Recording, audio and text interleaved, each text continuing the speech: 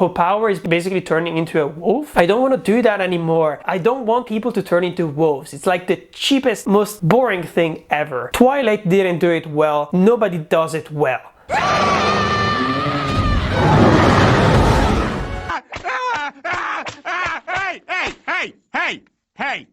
Hey!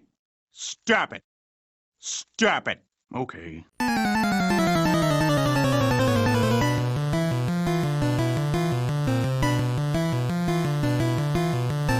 No! God, please, no! No!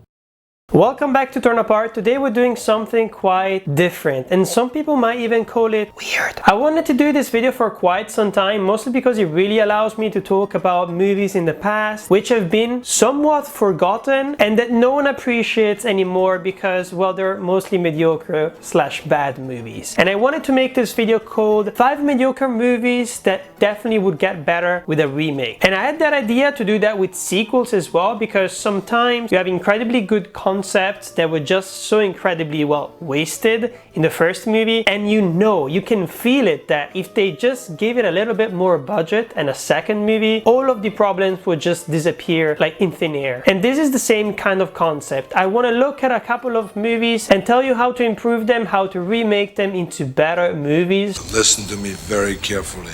Some movies from my list might actually be a bit controversial, but I'm pretty sure we can agree on most of them. The first movie, and I'm gonna go from 5 to 1, so in order of how much I care about seeing an actual remake of these films. So the 5th movie is gonna be Antebellum, and I chose this one specifically because it kind of like sums up a lot of ideas that I have when it comes to the horror genre, where it happens so often that you have a really strong film with a really strong concept / premise that just doesn't really take advantage of it to its optimal potential, and Antebellum is the perfect example of that. We go tonight.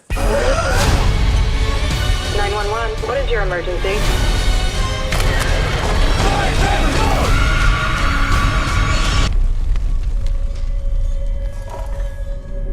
I always describe it as kind of like if 12 Years a Slave was directed by Jordan Peele, trying to remake it into Get Out. That's sort of like the movie that we get here. Every single time I will try to give you a little bit of a synopsis for the films, just in case you're forgetting what they are about. The synopsis for this film is kind of cryptic and really showcases how there is not that much going on this film at the end of the day. But basically, it is about a very successful author called Veronica who finds herself trapped in a horrifying reality and must uncover the mind-bending mystery before it's too late. Spooky and thrilling and exciting, I guess. Oh my God!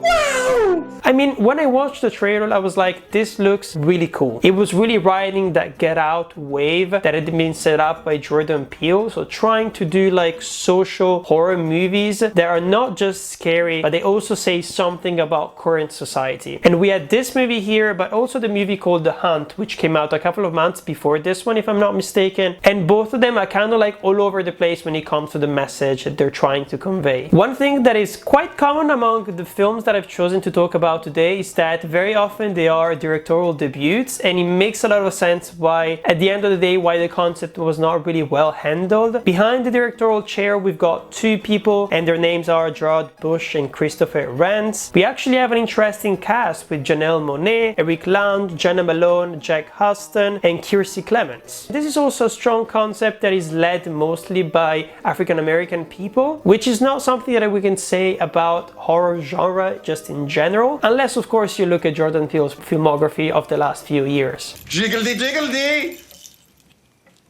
Nothing? Well, that's embarrassing. But basically the main problem with this film is that it's not really built on a twist, because you know going into it what is going on, mostly because you spent almost 40 minutes at the beginning of this film in reality waiting for Janelle Monáe's character to basically get kidnapped and put into this weird kind of Renaissance reenactment thing going on, and it raises like a lot of weird questions. First of all, this is weird because the movie basically asks us to assume that if African American people from our contemporary society were kidnapped and put into a weird reenactment like slavery kind of society, they would not try to rebel at all. They would just like get into the part and pretend to be of that time, because this is where the mystery of the movie kind of like relies on. But at the end of the day, I really don't believe it. I really don't believe that most people would actually just submit so easily, and that's why I'm like, this is a movie that had such an interesting concept that was not really well handled. It would have been so much easier, for example, to start the movie immediately within the fake reality, the fake reenactment thing, and slowly to build on a twist that actually this was taking place in the middle of nowhere, but we were in a contemporary time, 2020, for example. And that was an incredible easy fix that you could have put on the film, and they would have improved its pacing issues so much, because this movie just goes back and forth in between reality and fiction, and tries to pretend that it's supposed to be kind of like shocking, but it's really not, because if you look at the marketing material, it's very clear what's going on here. And also, I'm not 100% sure that Janelle Monáe was kind of like the perfect choice for the main character here, mostly because her performance didn't really stand out. There is some things that are kind of salvageable from this movie. The cinematography, for example, is quite interesting, and the directorial choices sometimes as well, if you just look at the action sequences, but also at the slow motion that is used in this film.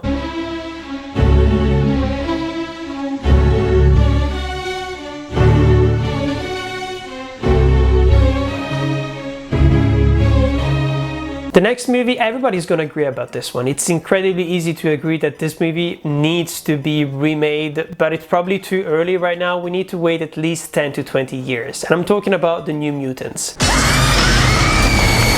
We can get out of this together.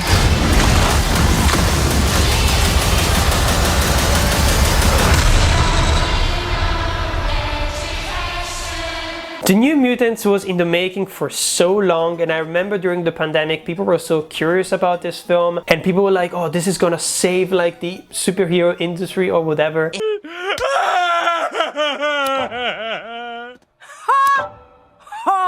And it's based on an incredibly interesting concept that was kind of like hinted in the movie Logan, where basically there is this like facility slash hospital where mutants are being like experimented on, and mostly it's mutants who have incredibly weird powers who basically do not fit in society. And the concept is incredibly interesting because you play a lot of those teenage issues of going to therapy and trying to figure out who you are, and at the same time the powers that you have and you cannot really deal with, and you don't really know how to use them, you don't really know your place in the world. Also, the mental hospital kind of situation would have like given us a lot of interesting things to talk about when it comes to gaslighting, for example. But we spend most of the films with teenagers who feel sorry for themselves and are just like sitting around either being mean at each other or being mean to the therapist, and we don't know what the hell is going on. One of the main critiques I have of this film is that the powers, they don't look that disgusting at the end of the day, and it's so stupid. I mean, how many times have we done the person who catches fire thing? The person who is so afraid of using their power because they could start a fire and just destroy the entire building. I feel like it's been done over and over again. It's been done in Hellboy, it's been done in the Fantastic Four, it's been done in the X-Men franchise as well. So I really don't understand why they think that this is a good idea. All the characters are just incredibly bland and not really that well written. The performances are not really that good unless you just look at Anya Taylor-Joy from the entire film, because she's really giving it 100%. One thing, for example, that doesn't make sense about this film is the fact that they decided to make the Anya Taylor-Joy character racist, even though she has like an Eastern European, like Russian accent, which makes no sense on why she would be racist towards the Native American character who is played by Blue Hunt. They were just trying to add drama where there was not needed, and where there was also an incredibly easy way of creating drama. Put people with incredibly weird looking faces and bodies and powers into one room, maybe even have people who have completely opposite powers, so literally they cannot be in the same room. That would have been incredibly interesting to address, but they didn't really do that. There's also the actress who used to be in Game of Thrones, her power is basically turning into a wolf. I don't want to do that anymore. I don't want people to turn into wolves. It's like the cheapest, most boring thing ever. Twilight didn't do it well, nobody does it well. I just want people to turn into werewolves. That's way more interesting, or into weirdly shaped animals. Oh, look! A dandelion! Must be the last one this season.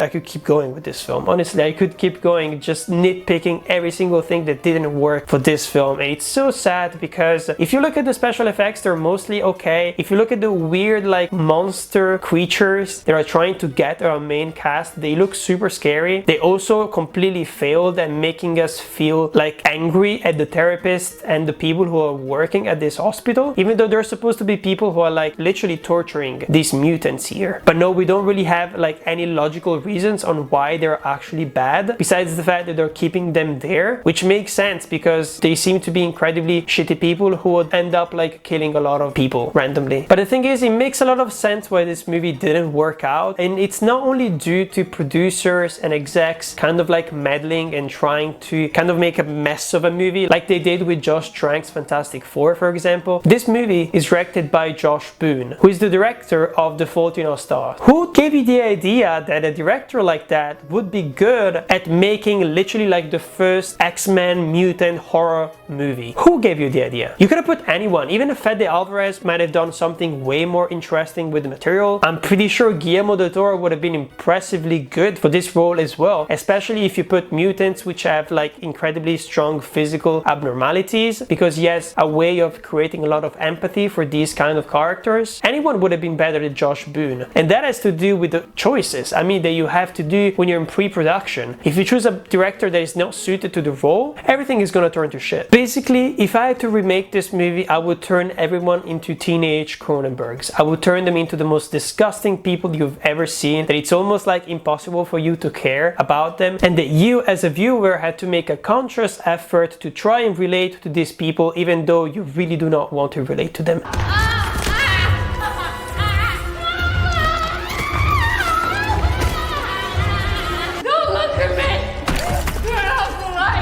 It would have been interesting also to maybe set it not necessarily into a mental hospital, but maybe into like a prison, so that basically we know that the people within this prison, they're mutants, they're teenagers maybe as well, but they're also criminals. And it would have made everything way more interesting, way more three-dimensional as well, and of course make it into a horror movie. You can even make it into a whodunit where you don't know exactly who is killing all of these people, and there's just a lot of interesting things that could be done with the material. It doesn't really matter whether it actually stays close to the source material, to the comic books themselves. Who cares? This is like an adaptation. If it goes away from the source material, it's even better, so that if you've read the comics, then you're like, oh, this is different, it's interesting, you're surprised. And if you've not read the comics, at least you'll get something original. Because you know, when you stick too close to comic books in general, you end up telling the same story over and over again. And it sucks. It really sucks. The next movie is the one that I said might be controversial. On the third position, I put Disney Pixar's Brave. I know there is a lot of people who love this movie, but I have an interesting argument on why this movie doesn't work and how this movie would have been way much better, and at the end of the day why it needs to be remade, even though it will never happen. I want a spell that changes my fate. Done. What's the worst that can happen? Where is the queen? This means war! So Brave is set in the mystical Scottish Highlands, where Merida is the princess of a kingdom ruled by King Fergus and Queen Eleanor. An unruly daughter and an accomplished archer, Merida one day defies a sacred custom of the land and inadvertently brings turmoil to the kingdom. In an attempt to set things right, Merida seeks out an eccentric old wise woman and is granted an ill-fated wish. And basically, her mother and her brothers are turned into bears. And even though we started the movie with Merida, who was literally ready to go on to an adventure, she has to stay home and learn to care for her family. So the message of this movie is, it doesn't matter whether you don't want to get married, whether you want to go on adventures, whether you want to be your own person, it doesn't matter, because you have to learn to care for your family and your little brothers, and basically be a substitute mother if the mother is not present. That is not very feminist of you. That is the message of Brave. Like, you can argue your way around it as much as possible. You can say that Merida is really cool, you can say there is interesting gender representation, you can say that even in comparison to all the other Disney princesses, Merida is definitely the most interesting one, which I really agree, but her hero journey is completely ruined and she's basically just locked in their castle for the entire film. And it sucks because so many guys, so many princes in the past have been allowed the chance to go out and adventure and find new things and discover themselves and save the kingdom, and she's not allowed to do that, even though the movie started with that premise. So it really sucks. And also I'm pretty sure that I didn't like this movie as much as most people do because I'm a huge fan of Bear Brothers, so I'm already accustomed to the kind of like magical treatment of people being punished by being turned into animals, and in this case being turned into bears. Bear Brothers was incredibly good and a very interesting movie when you look at like Native Americans and that kind of folklore as well. And then you look at Brave and you just feel like the two things don't really fit together. It really pisses me off every single time I have to revisit the film itself. There is one incredibly easy fix if you were to remake this movie that would make it so much more interesting. It's very easy. Make sure that the wish that she is granted doesn't turn anyone into bears, but it literally makes her family disappear, which is something that is very relatable for children as well. In those moments where you're incredibly angry at your parents, you just wish for them to disappear. Kind of like the film Home Alone is entirely based on that idea. I made my family disappear. But imagine all the consequences that would follow from this choice here. The kingdom that Merida is the princess of maybe would be invaded by other kingdoms, because at the same time, if the king is not there anymore, maybe others will take his place, you know, because it's incredibly easy to do that. Or maybe she would have to go on a quest to try and find a way to bring her parents back, because maybe their parents didn't just disappear, but they were moved to somewhere else, to a completely different place, and now she needs to go and save them. Her hero's journey is way more interesting in this way. She gets to go on the adventure that she really wanted to go on, but at the same time she has to go on that adventure because she can't go back home because her kingdom is being completely like invaded. So she's kind of stuck because she gets what she wants, but at the same time what she wants doesn't really make her feel better or doesn't improve her situation at all. So she has to learn on how to deal with that kind of stuff. Don't you think that this film would have been way more interesting than the one that we got? Personally, I really think so. It would be so awesome. It would be so cool. The second movie in this list is gonna be Eragon. You're the next rider.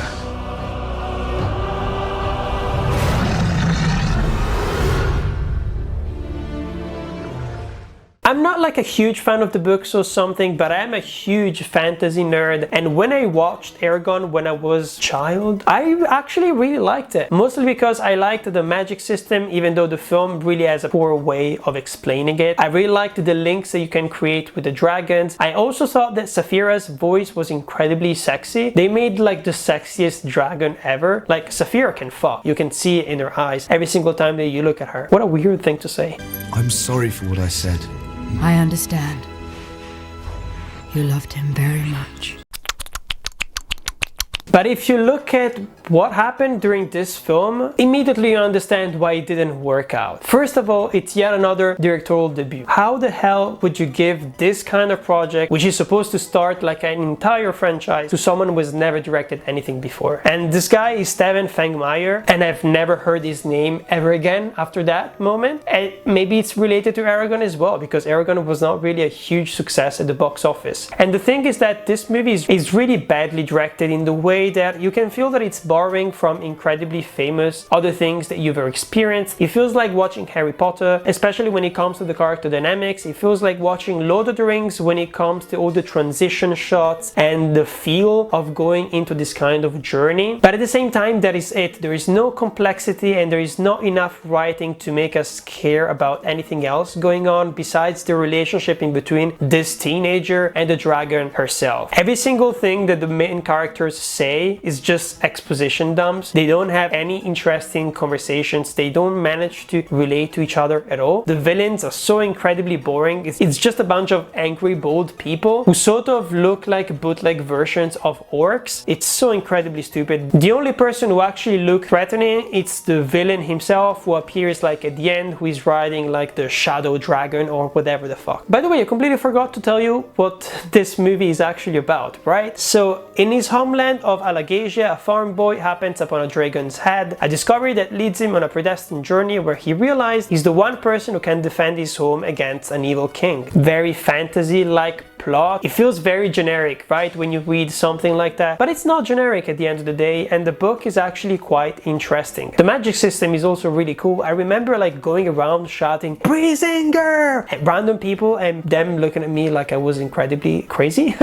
But this is the movie that really deserves to be remade because nobody likes it. Nobody. Not the people who read the books, not fantasy fans, absolutely no one. I hate you. Even if you're a fan of dragons, this movie will make you really sad because you realize that, so there is a bond in between the rider and the dragon. But if the rider dies, the dragon dies as well. But if the dragon dies, the rider is unharmed. Meaning that this is kind of like a subservient dynamic that they've established within the universe. I don't know if it's the same in the book, but if it is, it needs to be changed because it's really fucked up, because it means that the dragon's life is completely expendable while the human's isn't, and it really sucks. Imagine if like these two people, so the dragon and the rider, they're not connected to each other anymore. Maybe like the dragon has like flown away and then like the human falls down a building and dies.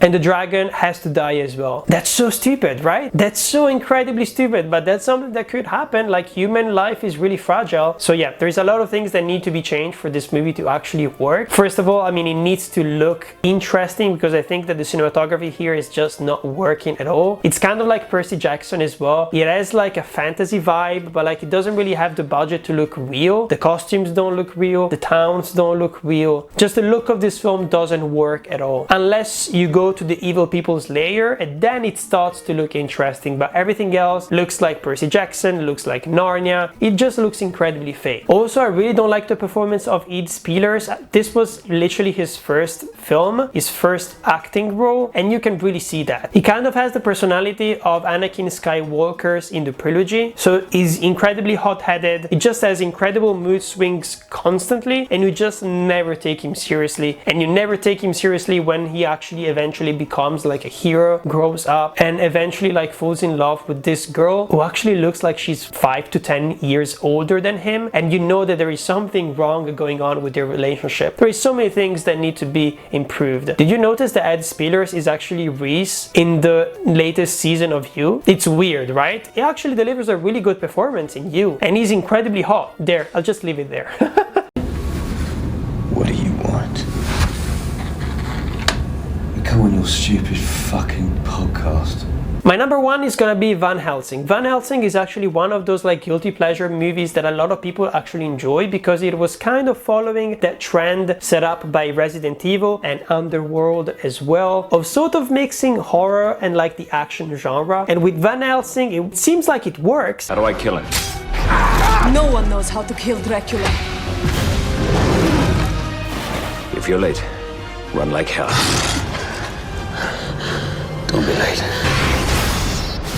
Van Helsing, a film by Stephen Sommers. And yes, the director is Stephen Sommers, who is the guy behind the first Mummy movie, but also The Mummy Returns. So it seems incredibly weird that the Van Helsing movie would end up being so incredibly meh, especially because in several interviews he said that he was really inspired by Universal horror monsters, and you can really see that in the Van Helsing movie at the end of the day, because they still tried quite hard with the production design and to make it look as gothic as possible, but just tone-wise it didn't really work out in the end. And the one thing that really doesn't work in this film, unfortunately for it, it's the action sequences, which are following the same trend as the previous movies I mentioned. They're incredibly weightless, that you don't feel any stakes, and it has to do mostly because the vampires and the creatures, they're not actually trying to kill our main characters, they are just toying with them. They are just playing with them, so you don't feel scared for them at the end of the day. Even Dracula himself, you really feel that he's just like chilling for most of the film and then going insane at the very end. It's just so incredibly dumb. It would have been so much easier if they just added more vampires, for example, and it wasn't just like the 3 brides of Dracula, but it was also like other like weird CGI creatures that Van Helsing had to kill. It would have added way more stakes at the end of the day. I have no idea why this movie failed so much. I mean, the casting is incredibly good. You've got Hugh Jackman, you've got Kate Beckinsale as well. Everything